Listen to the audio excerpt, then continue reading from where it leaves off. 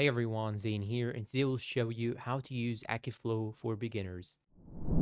Now, to those who do not know, Akiflow is a tool management and task management tool that can combine different applications inside one dashboard. Think of it as your personal productivity hub, where you can capture tasks, schedule them, and stay focused without switching between apps. Now, once you open Akiflow, here you can see this interface.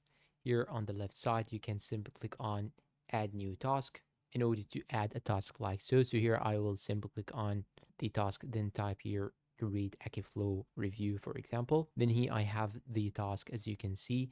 Now I can move it to my calendar by dragging this to here like so. And here I have the task as you can see. When I click on it, here you can see more and more description to it. You can add a link. You can even add a label it for your personal or any other categories on the left side. So here, as you can see on the left side, I have my labels. I have created them. If you want to create one, just click on the plus icon right here. Now, if you want to integrate different applications and the calendar on your Akiflow dashboard, you'll have to go and click on your profile picture on the top right side, then go and hit the settings. And then on the left side, you have all the settings.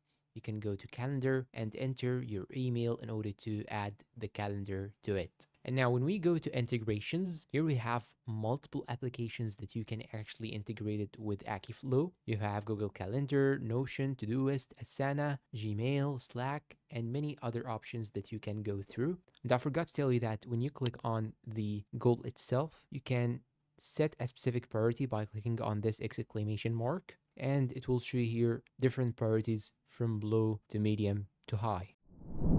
And that's all for today's video. That was a quick tutorial on how to use Akiflow for beginners. And if you need more help, you can simply subscribe for more videos and support us with like in order to make us encouraged to do more and more tutorials. And thank you for watching and see you in a new tutorial.